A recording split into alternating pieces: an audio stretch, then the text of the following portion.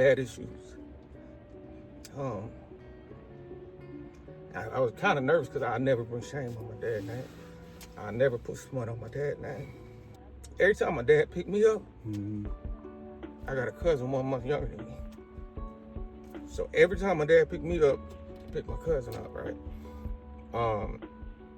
And like, my dad, to his credit, my dad even wanted to start bringing my cousin with us to Detroit.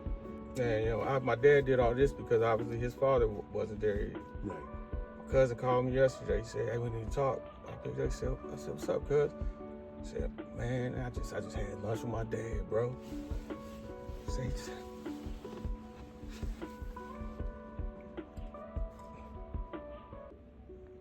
I was just so happy.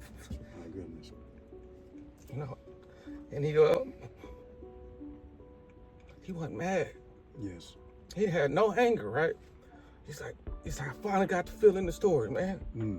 He's like, yeah. He's like, no, I got his side, man. Hey, it's two sides to every story, man. And a side effect, I think, of this whole mental health awareness movement that's going on in the Black community has been the blaming of parents. That's huge. And I went through that because I had a narrative where the story I told myself is my father wanted his champ. If I came home with that medal, hey son, it's that and the other. If I didn't come home with it, so man.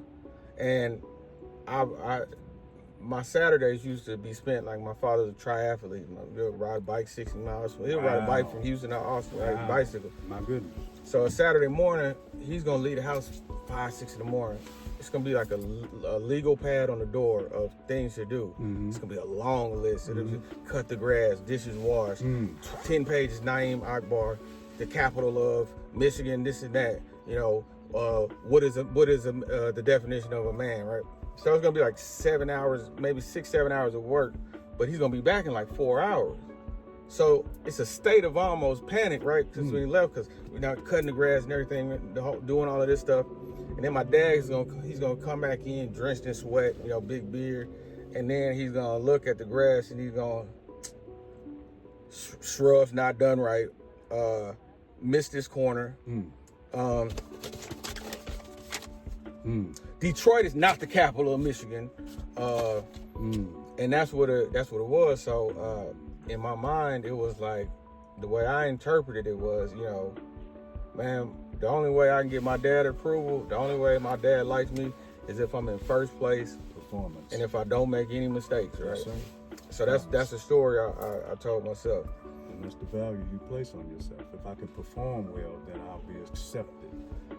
I'll be praised. We like God, we want to be praised. God want to be praised. We want to be admired, Yeah. There's a caveat to this story though. And my cousin, every time my dad picked me up, my dad picked my cousin up. And I started that dad issues. I was kind of nervous because I never bring shame on my dad's name. I never put smut on my dad's name. But my goodness. Every time my dad picked me up, I got a cousin 1 month younger than me. So every time my dad picked me up, he picked my cousin up, right? And my dad did all this because obviously his father wasn't there yet. Right. My cousin called me yesterday. He said, "Hey, we need to talk." I picked up. I said, "What's up, cuz?" He said, "Man, I just had lunch with my dad, bro."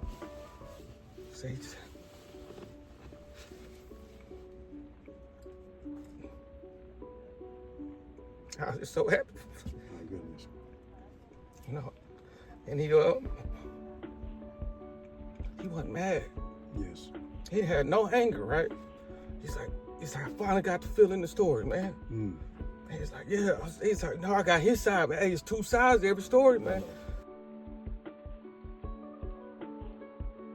And he said, and you know what? Yeah, my mama told me 4 or 5 different stories. Because when, his father was married when he was, conceived. And his mother tried to, in her defense, she's 20 years old. So her boyfriend, Arnold, he would say, hey, Arnold's dad, but Arnold wasn't his father, right? And anyway, like, he's like, man, bro, I got brothers and everything, man. My goodness. He didn't have no anger, man. He didn't Man, have. That's and, awesome. And then he asked me, he said, on the day of him meeting, now he been with me and my dad all our life, you know, pretty much, right? And his concern was, man, how you and your dad doing? And I was like, man, you know, my god brother died. You know, my dad got all on my head. You know, you got a junkie living, you got this, that, and the other. And, you know, I dropped him off. He died of a fat overdose. And my dad just sent me a text. Mel died. And, you know, me and my dad, we had a lot of civil wars. But the one thing that was always a peacemaker, every morning my dad would, you know, send a daily word. I was so angry with my dad, how he handled that. He sent me the daily word. The next day I called and said, man, don't send me that no more, man. And that was the beginning of our estrangement, man. You know, I told my cousin and everything, and he was like, hey, cuz, you said that with no anger. That was straight down the middle. How you can't respect that? I said, what? He said, how you can't respect that? I ain't never heard you talk that. You wasn't even angry. That was straight down the middle. You right. Now it's his first day with his dad, and now he's consulting me. He's teaching me how to hit. He said, now look, your dad was just trying to protect you, man. Look, just because he's a god brother, whatever, man. Hey, that god brother don't mean that, you know, boundaries ain't been crossed. God brother, he was trying to protect you. He was like, man, he probably ain't know how to tell you what. Yes. You know, he probably was told. But in my mind, I was like, man, you deceived, you did this. And going back to the childhood and the list and everything, it was another person who was in the house while I was doing that list. That was my cousin. He don't even remember this shit. Don't even remember. Don't even remember it. This is what he thinks happened on the weekend. Yeah, we used to do work and stuff. Your dad come back in here really. It was like, I was like, wow, man. And I went back to Charles, right? Charles the Sweet Lips, Unbothered. What if, when my dad used to come back riding a bike, hey, here go me and Dad, what we did wrong today, man? Yes. What if I would have had a lighter spirit? Yes. What if I didn't take it so personal? Yes, sir. You know, was my dad saying that you can't come around if I'm not his champ? No. What my dad was actually teaching was attention to detail. So there was a misinterpretation. There was a great misinterpretation of what happened, you know.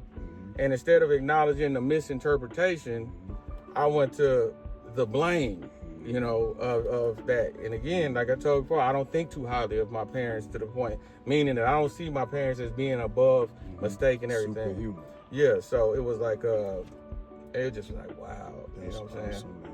That's a great insight you just dropped. Yeah.